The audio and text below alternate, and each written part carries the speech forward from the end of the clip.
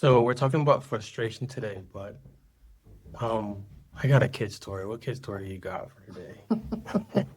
Count up the cost. Here's Ah, I've been thinking Fiverr, okay. but everybody that I heard on Fiverr right now, they have like a voice tone that They be like, count up the they got some really good ones. Okay. They don't sound Like us. like us. I think I may just pull a trigger and do that because they have really good ones. That way we don't strain your voice. Really good kid story. Okay, so I got my first pedicure yesterday from our 6-year-old, and I think I had more paint on my skin than the toenails, but it's beautiful, and I'll continue to wear them because she makes sure that I still got it on every second that she has. So that's my favorite kid moment. Mine was probably just 20 minutes ago where we were coming home and she knows the way home. So she said, could we get Dunkin' Donuts? And we're like, oh, we're going home. She said, yeah, no, but Dunkin' Donuts is on It's over there on the left. it's on the way home. So let's jump into this one because this will help people and us. We're talking about how do you handle frustrations nowadays, and you can ask me questions. I'll ask you questions. Sure. But we don't have like a Webster definition of frustration at the moment. But I'm pretty sure everyone could identify with. I'll pull it up real quick because I'm curious. What frustration is. So as Tamika's pulling it up, I imagine frustration being, from a biblical standpoint, not getting what you want.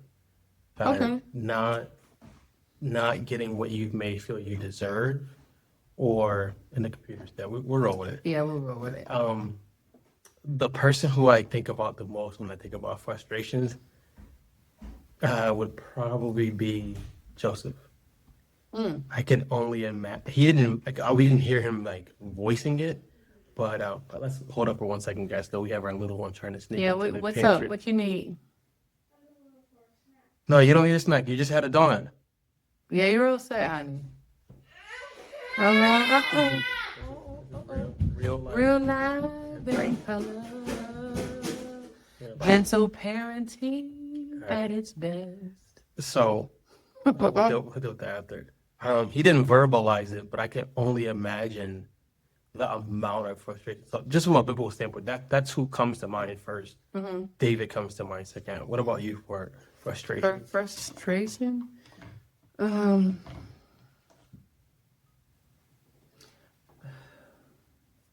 I think of frustration, I actually think about it from like a place where you don't have either language or an avenue to release like some point of contention or just like something you're feeling and you're like, oh, I don't know what to do with what I'm feeling. So the best way to describe it is I'm frustrated. Like something's disturbing me. I'm in a little tiffy about something and I don't have a way out. And so I guess just from that perspective, How do you keep handling that where it's a weekly frustration? Like, so we had something that happened that Mika championed with a car company where that like somebody, you poke the bear, where it kept being poked. like weekly. How do you handle frustration when it's coming so frequently? I think I know for me, I have learned that when I lose control of my like emotions and the situation, I just pop off. Like that in the past has not worked for me. It actually made my frustration get worse because the person, whomever I'm dealing with, they turn off or they get crunk with it. You know what I'm saying? So then we out here both like Ron, and then nothing happens. So I've learned to keep, even in that moment, to just like tell myself the end result. Like the end result I'm looking for is for y'all to take your ratchet car back. Like that's all so that's what this is about. I don't even know you on the other line. This is not a person. I remind myself literally in real time that this is not a personal vendetta. Like It feels that way. it does feel that way because it's like, when people give you, and I don't like, I don't like when people give you stupid answers because when I say stupid answers, when they have certain protocols that they have to do with business, so they have to ask you like the 10 questions before they can get to the next thing. Like, for example, we'll not even talk about the car, but like if you complain about your service, your Wi-Fi service, and I have had customer service representatives say, "Tell me what you want," right? Or they'll say something like, "What would you think would be the best course of action for you?" It's like they're reading from a script that they are trained to do. And I'm like, yo, just go ahead and give me the 2 months free that you know you can give. Like, why do I have to like coerce it out of you when it's mine? I am paying for a service that we have a contract. You said you're gonna provide a service and I was gonna provide the money. I provided the money. So where is the service? That's I think dealing with frustration yeah. depends on the season. This season is way different than I've never been like a yeller or anything like that. But I could definitely go into like a blank stare, almost isolated mode. I think this season, a lot of my frustration has come through a lot of crying. Like in the morning, it's like, Lord, I'm here. I want to slap somebody. I don't know what I'm doing. Yep. I don't know what you're doing. Yeah. So a lot of it's come through tears, but something that I think about frustrations that we don't give enough credit to is that we're allowed to feel what we feel. Yeah. It doesn't mean we should act on it, but I think sometimes we had talked about it in the episode before. We don't have to spiritually bypass the feelings part because that's a real part. You'd be like, I just grind this out. I'll go to the next thing. I think that's when frustration starts to pile up.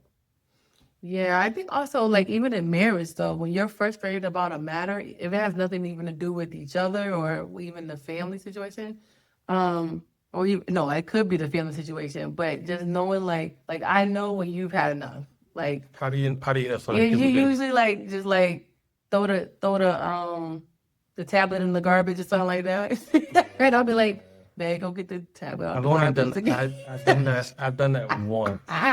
Or babe, like literally you be like, say another word, I'm gonna throw the bag out the window. And I know for a fact that if they say another word, it's gotta go out the window. Yes. So in those moments, that's when I'd be like, babe, I got you. Go ahead and you know what I'm saying. Okay, so I like that because that says growth for our relationship. So here's a story that you might remember. Uh-oh. We were having a disagreement walking, and Leah was young enough to drive that little car she had, and she just kept running it into me. And I was like, stop. And we were already heated, and she just kept running it into me. What'd you do? She ran it into me, and I picked it up, and I threw it. Now, I would never like throw it at her, and I just threw it. But I knew then I was past the frustration standpoint. Yeah. It was already brewing earlier, and like I learned through therapy that take a time, like tell the person you're with, can I take a time out right now to pause this and come back because I feel myself. I might make a decision, or I may just say the wrong thing. Now, like that sounds cheesy, but it's like I don't want to have to repair something that I didn't have to repair if I took a time out. And so that day, I picked up the car and I throw it. I remember now that you say it. And I'm like, dang, that's not what I did, yo. But not Drew Coles. But I do know that especially when you suppress, like especially when you're sacrificing for your family, you sacrifice what you really want to do and say constantly if you are really being a mindful and emotionally like in tune parent. or even spouse. Like, you know, sometimes like, yo, this is not the right moment to say this. And I have grown from that too. Cause I remember when we first got married, I was like, if I feel it, if I smell it, I'm going to say it. And it's like, that's not wisdom. Like, it might not be the right timing. You will not get the outcome that you're even looking for because you know this person is already frustrated or whatever's going on. So it's like, just hold that thought until a better moment and you'll be all right. But if you hold that thought for too long and then another thing comes and you hold that thought and another thing, then all of a sudden you're like a boiling pot. You're like a pressure cooker. Yeah. And it's like the moment that somebody even like tap the top of your pressure cooker is like exploding, you know? And so I've learned that you can't do that either. Like you gotta either go for a run, you gotta release it like from your body. A lot of times, even when we're sharing, we're releasing like that pent up like energy. And I'm not trying to say that in some weird way, but like it's in your body. You're just holding it. It's like holding your breath. And like either you're gonna let it out through a run. You know, a lot of people work out. Like they'll work it out. They're not even talking it out. They're just like getting it out through like bodily motion. And then they feel better. Not saying that they resolve the issues, but it feels better. They're not as... So like, let's say now, being married now, Yep. If that same thing happened now, like I got through the car or something like that, how would you approach it now with more wisdom or just more time seeing your spouse? For you, like, it's different now. Like before, I would have probably put on that. Now I will be more direct with you, like in love, being like, "Hey man, I got this." Like, you go ahead on and run up to the house or whatever, or maybe like continue to walk in. I'm gonna bring her back and then I'll catch up with you. Like I'll say something like that, you know, just to like let you know, like, yeah, I see you and you all right. But I just want to make sure y'all remain all right, and that you know what I'm saying, just to be like an intermediary because these kids will bring you there. Like let's be clear. I always say, me and Drew, like, yo, we could be in a little cabin, 100 square feet. Like the Tyler Perry movie. Yo, like, right, in the mountain. What was that movie called? What was it called? He just, shout out to Tyler Perry because he's a beast. He's doing his thing. I don't know the name of the movie, but it's one that just came out. He was in the cabin. She was in the cabin. She fell through the water type thing. But I was like, we could live in a cabin. Yo, we would think about, we were like, yo, empty nesters. Yo, we would just, we don't even need we'll get a tiny home and be straight. We'll never argue nothing. It'll be straight. We'll be right there and be cool. But when you bring other kids and stuff in the mix, you raising them, you teaching them, coaching them. You know what I'm saying? You trying to eat your food while you trying to get them to eat their food, and it's a lot. It's a lot. And that frustration, I don't think parents allow themselves to feel that. Yeah. Because they feel, I shouldn't feel that way. It's a blessing from the Lord. Listen, I gotta be honest with myself. Maybe sometimes I'm like, maybe I shouldn't feel this way, but the fact of the matter is, I do. So I ain't gonna ignore, what I'm feeling. So you said something that was key, I think. We can go a little bit deeper. I think the more you learn yourself and the more you learn like your spouse and friends, they start to see like when they're getting frustrated. You start to realize it's probably not the thing that they're getting frustrated by is probably not what it is. Yeah.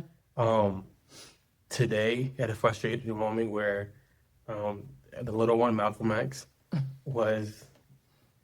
she was being Malcolm X. She was being Malcolm X, and I told her, I was like, if you don't quiet your mouth, I'm gonna throw these donuts that you just got out the window. But what was really happening was, I have a hard time when kids are ungrateful. Yeah. And I was like, you don't realize we don't have to be doing this. Yeah. Because we don't have to be doing this. Right. And we just drove, we got it for you. You're about to have it when you get home.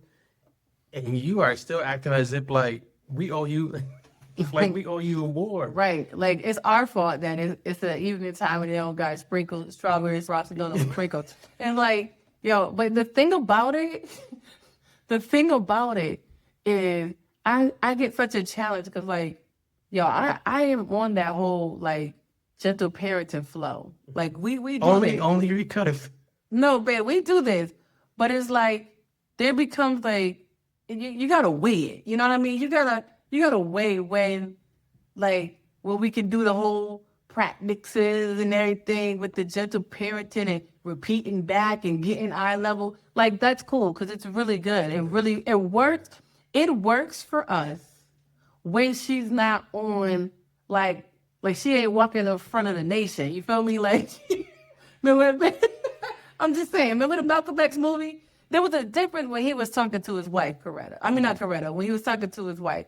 He was all gentle and loving and just like, talking to her about the realities of life. But when he stepped in front of the nation, like when they were out there, it was a different base. You know what I'm saying? Like, but when she's there, she's always I don't want a gentle parent. She's not always a Cane Corso or Malcolm X. She had moments where she's really sweet. Yeah. It started from this morning.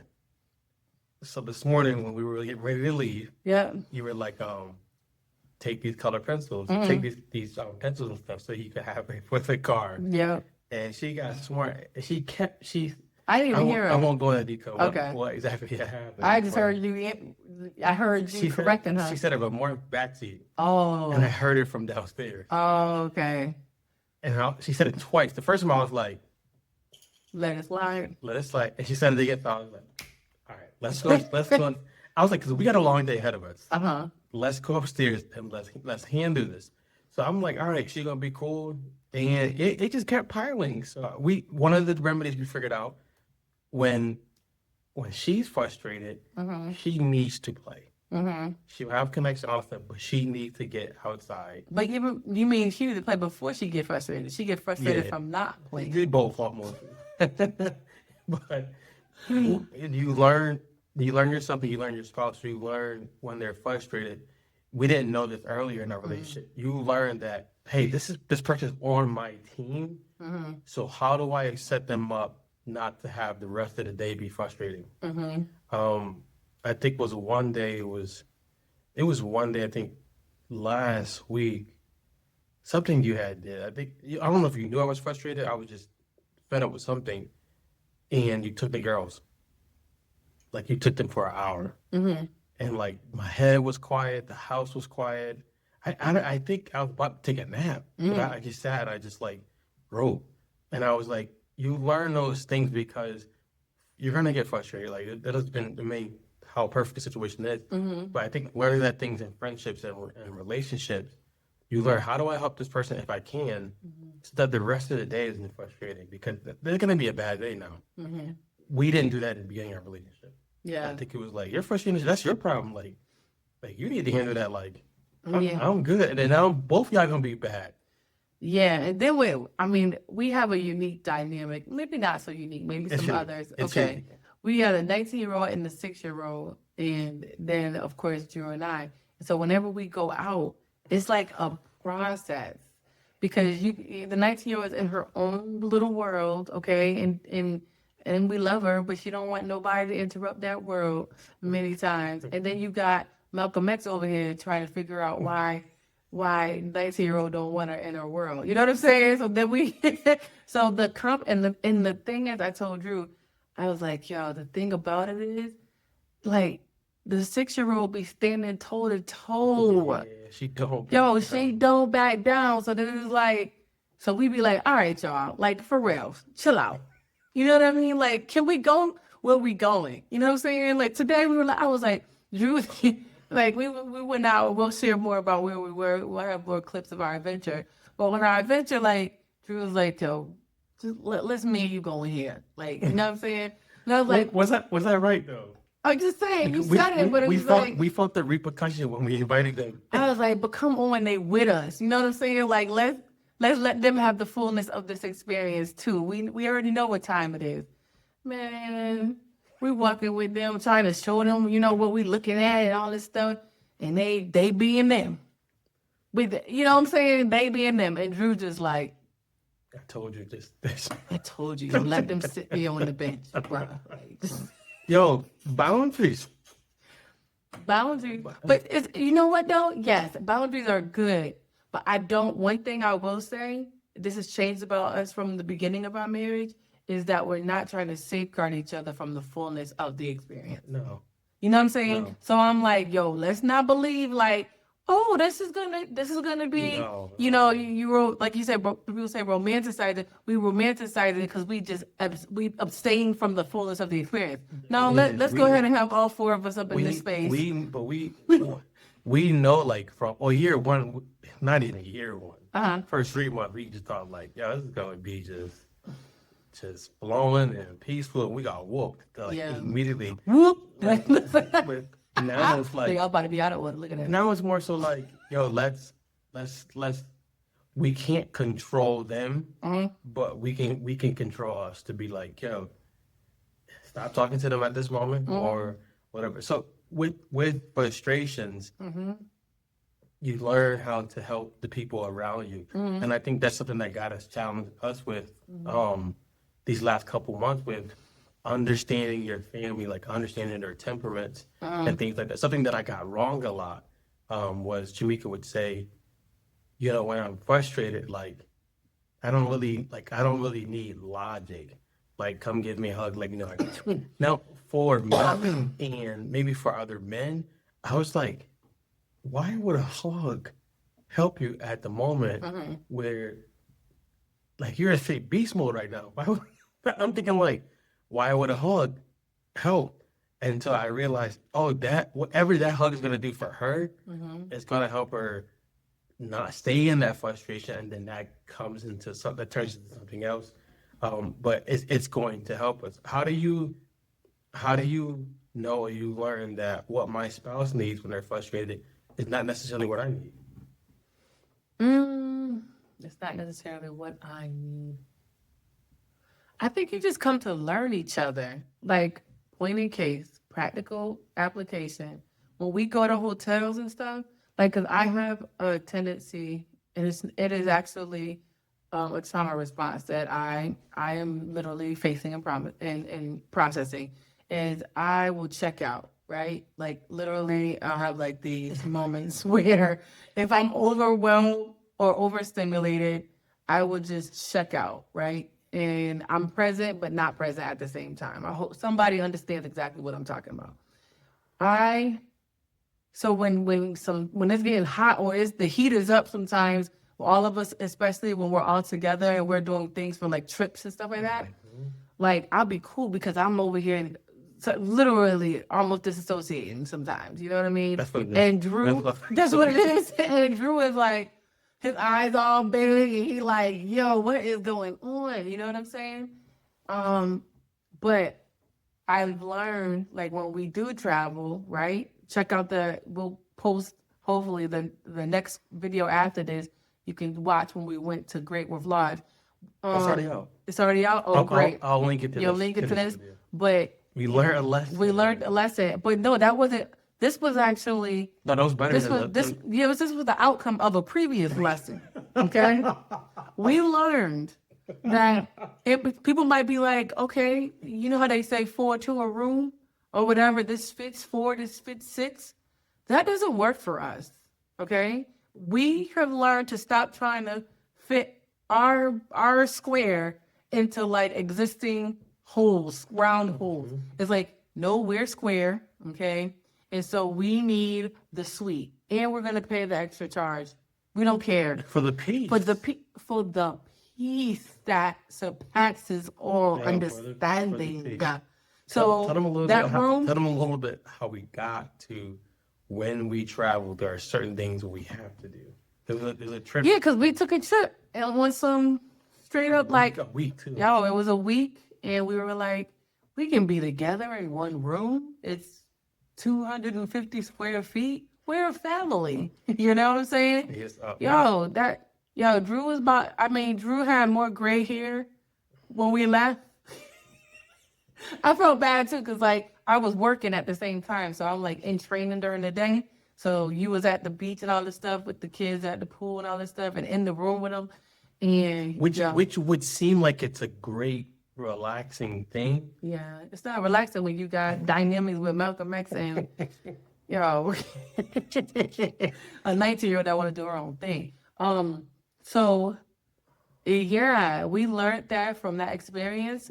I was like, we will never do that again. We will pay the extra fee for us to have the suite where you have a separate room, right? So if you need to get away, you know what I'm saying? Because I mean, think about it. Average 19-year-old, they don't want to be in the room with a 6-year-old. You know what I'm saying? They don't want to be with their parents all like that. They want to do their own thing. And when you have your own dynamics, right? Yeah. And so it's like not taking advantage of like, all right, this is the lesson we learned. Like we need space and stop trying to think like, oh, we're because we need space that it's a problem. No, this is the dynamics of this square right here. And I think we came to understanding that we can get along better when we know, hey, there are certain parameters that we don't cross, or we just can't. So even with the first trip that we took, with it being a week, we know too some of the frustrations come because they're spiritual attacks.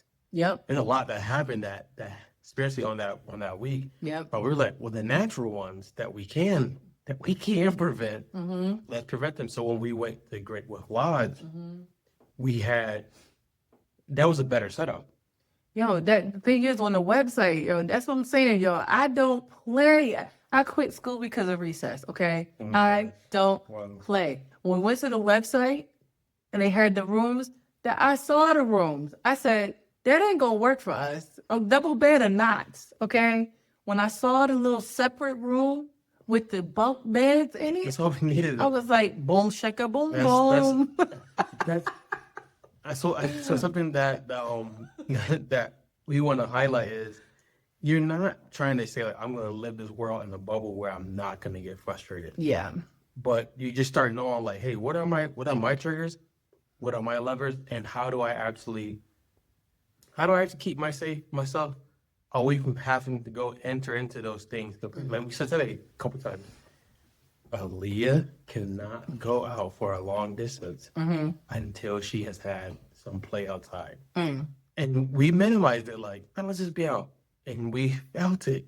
So that's another one under the bucket. So when you're frustrated and you start finding buckets of peace or places where you be like, all right, I can change that and get different. I can do that differently. Make those some requirements. Like, hey, if we got to take a 5-hour drive somewhere, first thing we doing is how are we getting Aaliyah outside?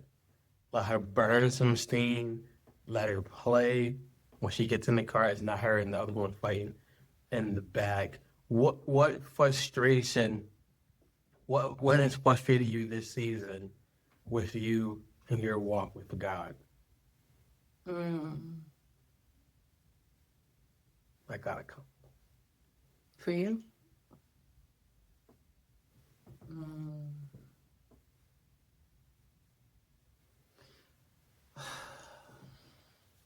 It's one thing to walk with God. Another thing for him to tell you to start walking. And it's like he's the fan behind you. I think that can be frustrating because you get so accustomed to walking behind him. And we know that is to be true, right? You walk behind him because you love him. You're in relationship with him. You honor him. You know who he is in your life. But when he tells you to start, like, there's things that God has spoken many years ago. You know how people say, like, God told me something. He told me this is going to happen. He going to do this. He got this call on my life, you know? And it ain't still come to the fullness of it. And then all of a sudden, bam, when you don't expect it, he's like, get out the boat. You know what I'm saying? Go, I send you as sheep amongst wolves. Like, go ahead on out and move on. But Peter, Satan has asked me to sift you as wheat, but I have prayed for you that your faith faileth not. It's like, He don't sift it. Don't just cancel. Uproot the request. Say no, but I'm sifting. But he's like, I know what's in you, and I know you about to tear this thing up over here so that many will be set free. Like, that's what can be frustrating sometimes. Because a lot of times you start weighing yourself. I know I weigh myself, be like, this ain't the right time. It's not an opportune time. This ain't the right moment. But it's like, there will never be the right moment. I think something frustrating for me, which I had to come to heads with, is I don't want to say this statement because it sounds stuff like a cliche, and I actually I don't hate the song, but it has gotten on my nerves because I've heard it so many times that my life is not my own. And that has been frustrating because you'd be like you said, as a parent, you give yourself up for your kids, their comforts, certain things, and you start asking yourself like, "Yo, where am I at in this equation, God?" And he'd be like, "You're in the right place." You'd be like, "How?" They'd be like, "The things I'm going to you before, they're answering something totally different, or you're saying something totally different, and I'm coming to this." But I think the frustration is because it challenges our identity. Like it challenges who we once were versus who we are now. Like the things that we're talking about and going to do and thinking about, if we were to talk about those things year one, would have been like, that makes no sense. That does not add up on anybody's board. How are you even going to do any of that? Like think about year one versus now. There's been so many sacrifices. Like God told you, Mika, 3 years ago, right? Yeah. Quit your job. Yep. Literally 3 years as of August. Quit your job. And it wasn't like a, yes, Lord. I can't hold it. He told you, and then you got promoted. Yeah, that's right. A different position Yep. at the job. Yep. And then Jamaica's last sermon in Connecticut. I said quit. And we're like, all right, if he's saying that, all right. And then I say promotion. in the back, I'm like, Lord, this don't make no sense. Like, but that whole thing of him challenging our identity is to get us to actually conform more so into like not what he's just called us to be, but to come back to alignment with what he made us to actually do. And that can be frustrating because there's usually not a lot of answers. And it's usually not a lot of blueprints, like a bit by bit, like do this one thing. You're like, that doesn't make sense to anything else we're doing. And then as soon as you do it, you feel like, if I didn't go there, I wouldn't have met this person, or I wouldn't have seen this, and this is what I need. If I didn't watch that YouTube video, I wouldn't have desired this, and this is something that he actually put inside of me. So that would be mine for, I say giving up that frustration for like his peace. Like he knows what he's doing. It's more so me almost relying on an old way that he provided or an old way he did things. Yeah, it can be frustrating when there's no charted path for it, which is, it's like 99% of the time it's going to be that way. Like they might give you the 1%, like, all right, here's the key. And it's like, well, what the key go to? I don't know, figure that out. You know what I'm saying? That can be frustrating if you don't, but you know what? The frustrating shows just how much we still looking at ourselves to be able to do it. Like, why are we frustrated about something that if he has ordered our steps and then says, you know, take the steps, you know, as you walk, you know, these things will come. Like I will show you, you know, and it's like one step at a time. Then why are we sweating it? Like, I think we sweat it because we still feel that how we live in the society, that if I don't have a definite answer to something, then I shouldn't move forward with it. And that's not the kingdom. I've learned so much, just the condition that the world is in, the condition that our country is in right now. I've learned so much of how literally every day we live in faith. Like you don't know what tomorrow will bring. I look back on the pandemic and I'm like, in hindsight, I remember the first day that I think it had breaking news or something like that. And I remember the guy at my job getting on the elevator with gloves and a mask on. And I was like, you stupid. What is you doing? And he was like, oh, you think this is a joke? And I was like, I don't think it's a joke, but I think this is a bit life, what you doing. And little did I know. 3 weeks later. Listen, 3 weeks later, the whole world is shut down. And I was like, dang, I should have listened to Johnny. I mean, that's not his name. I'm just saying, I should have listened to Johnny. Johnny was right. But what Johnny said to me, when he got off the elevator, I remember he said, "This supposed to last up to 3 years." I was like, "Ain't no way, ain't no way a cold or a flu or whatever this is gonna last for no 3 years." Was Johnny right there?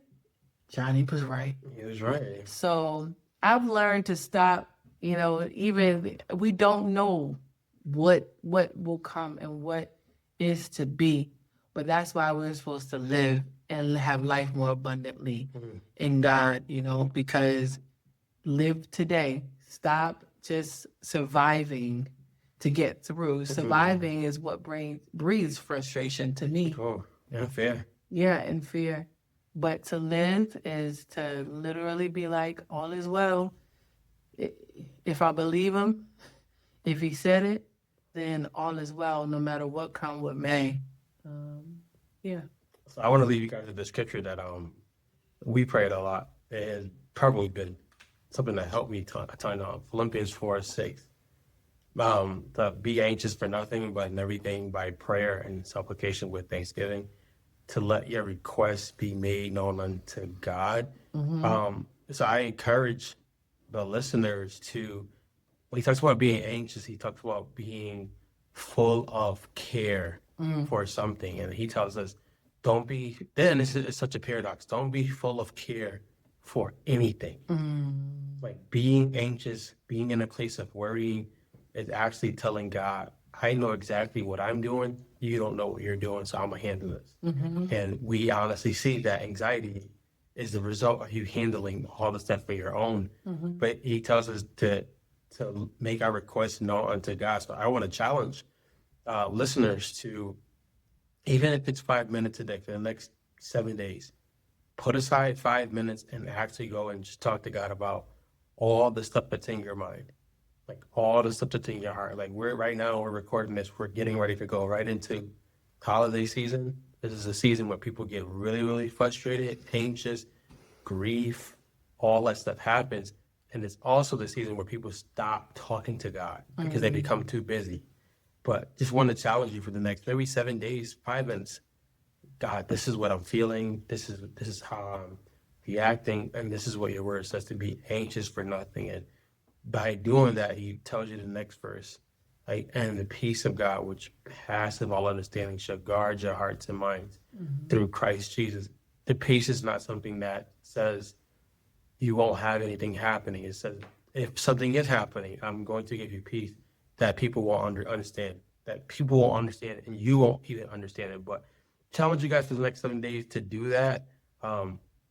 Something that God has challenged us with, and we started Sunday, was more times to pray with our family.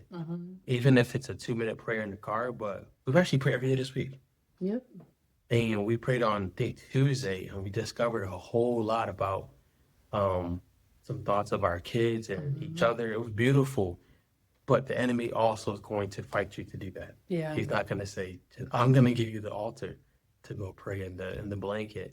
So persevere, be resilient, and just talk to God, because this is a time where I think God wants to talk to us way more than ever. And we want to say before we skedaddle? Count up the cost. All right, guys. Peace.